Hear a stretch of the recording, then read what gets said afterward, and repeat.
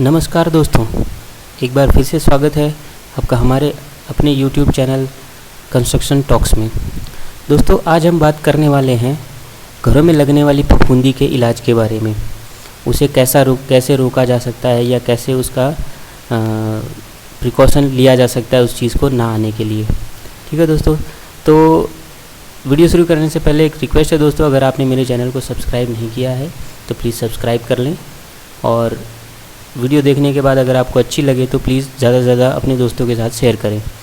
ठीक है दोस्तों, चलिए वीडियो को शुरू करते हैं। जैसा कि आप देख पा रहे होंगे दोस्तों स्क्रीन के ऊपर कि आजकल घरों में इस तरीके के प्रॉब्लम्स बहुत आती हैं। आपके घर के पेंट पील ऑफ होने लग जाते हैं या धब्बे टाइप का होने लग जाता है। ये सब जनरल प्रॉब्लम्स है दोस्तों, आजकल बहुत सारे घरों में देखने को मिलती हैं।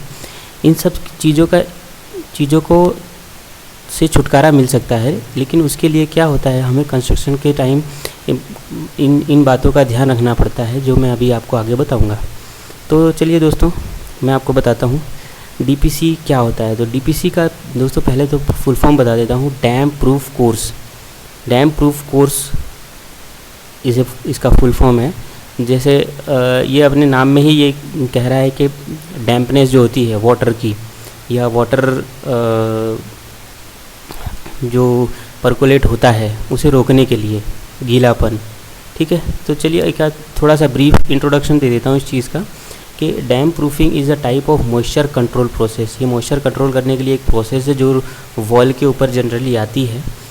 इन रेसिडेंशियल बिल्डिंग, कमर्शियल बिल्डिंग, इन सब ऐसी बिल्डिंग्स में ज़्यादातर देखने को मिलती है।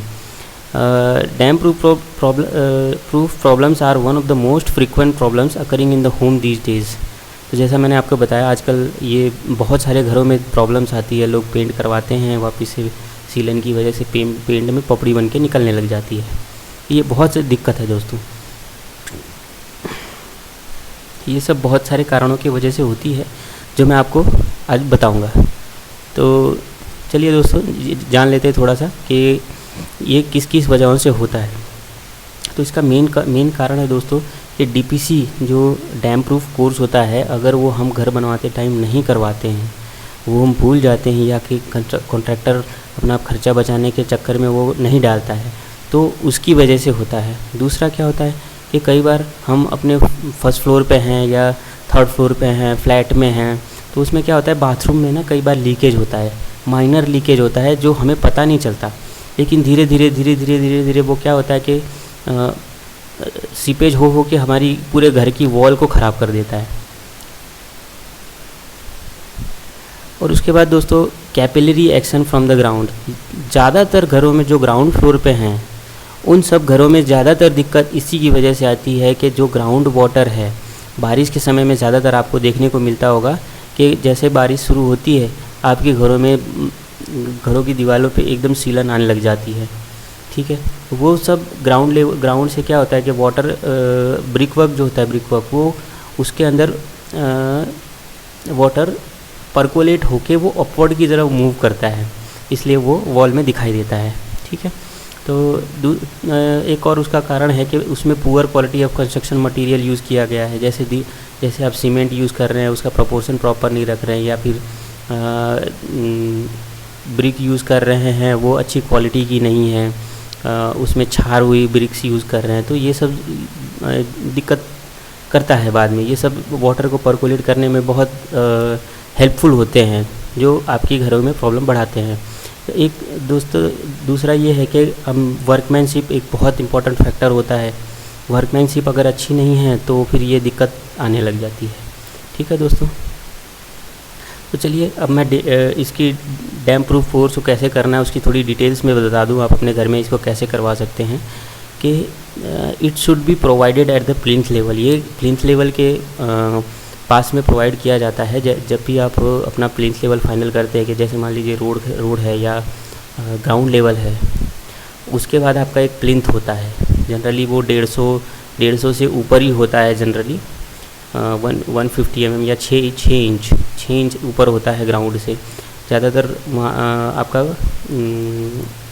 डीपीसी का लेवल वही होता है। ठीक है, और उसमें क्या है दोस्तों, आप उसकी थिकनेस के बारे में बता देता हूँ मैं आपको। उसकी थिकनेस हमें कितनी मिनिमम कितनी होनी चाहिए।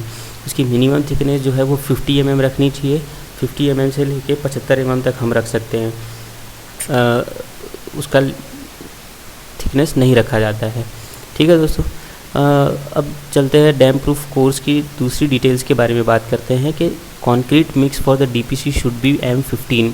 M15 जो है ये एक ग्रेड है कंक्रीट का, जिसमें जो डीपीसी में यूज़ किया जाता है, और उसका प्रोपोर्शन रेशियो जो होता है दोस्तों वो 1, 2 और 4 होता है। 1 क्या होता है, 1 to 4 का मतलब, 1 to 4 का मतलब होता है कि 1 part of cement, 2 part of sand and 4 part of aggregate. मतलब समझ लीजिए कि आप अगर एक बकेट या एक तसला सीमेंट का लेते तो 2 तसले आपको सैंड के लेने हैं और 4 तसले एग्रीगेट के लेने हैं। अब दूसरा दोस्तों इसमें क्या है, एग्रीगेट की साइज़ जो बहुत इंपॉर्टेंट है वो है 12.5, 12.5 mm से नीचे ही होनी चाहिए, उससे बड़ी नहीं होनी चाहिए। ठीक है, ये बहुत इंपॉर्टेंट है। आप बड़ी डाल देंगे तो फिर प्रॉब्लम होता है, फिर उसमें वॉइड्स रह जाते हैं। जितना छोटा रहता है उतना ज़्यादा इसमें वॉइड्स के चांसेस कम रहते हैं, और क्या है, पानी उसमें परकोलेट होने के चांसेस भी कम रहते हैं, वॉइड जल्दी फिल हो जाते हैं। ठीक है, और मिक्स के बारे में बता देता हूँ। मिक्स में जब आप बना रहे होते हैं तो ये प्रोपोर्शन के साथ साथ आपको वाटर प्रूफिंग कंपाउंड भी यूज़ करना होता है। आजकल मार्केट में जो बहुत इजीली सब अवेलेबल हैं, तो ये आप करवा सकते हैं उसमें। और उसके ऊपर जो है दोस्तों एक एक्स्ट्रा प्रिकॉशन या उसके लिए प्रिकॉशंस के लिए आप उस पर विटामिन की 2 लेयरें लगवा सकते हैं। 2 लेयर, वो भी कैसे लगानी है, एक लेयर मान लीजिए आज लगा दी तो दूसरी लेयर जो है वो 4 घंटे बाद लगानी है उसमें। ठीक है दोस्तों, तो ये था आज के लिए डीपीसी के बारे में बताने का समझाने का वीडियो। आप प्लीज़, अगर वीडियो आपको अच्छी लगे हो तो प्लीज़ लाइक करिए, शेयर करिए और सब्सक्राइब करिए। थैंक यू दोस्तों।